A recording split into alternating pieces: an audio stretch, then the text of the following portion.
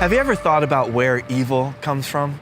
The greatest minds in the world and the greatest philosophers have spent their whole lives wrestling with that question. Everyone knows that there's evil in this world, from hungry children to wars to oppression and death. Absolutely everything is not as it should be. We all wish that things could be different, that somehow evil could even be eradicated, and yet the human dilemma is that it's still here. Yeah, it's hard to admit that even though we want the world to be different, we struggle to change even the little things about ourselves that aren't right. I mean, have you ever met someone that said they were perfect? No.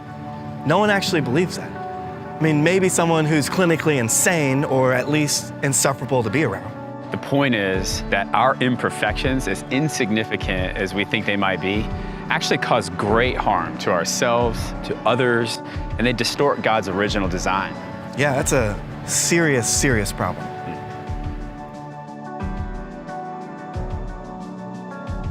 So if the world's not perfect because we're not perfect, then who are we?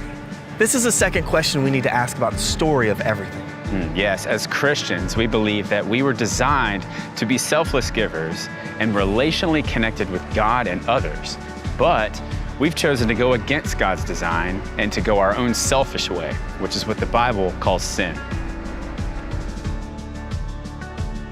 So because of our own sin and the sin that's done to us, we're hurting, we're lonely, we're confused, and we're even violent because we'll try anything to get any sort of relief. Deep down, our attitude towards God and His ways becomes one of active rebellion or passive indifference, and that actually destroys all relationship with God. Humanity's rejection of God and His ways leads to permanent disconnection, and this is what the Bible calls death. So why does sin require death? Well, it's because the author wants his story to end with the permanent removal of all evil. Which is actually our same desire, but the problem is that by default, we're working against God, and so our death is required. So the most important question we could ever ask is this: in light of who we are, is there any way we could ever know God personally? In the next video, we're going to explore God's answer to this question.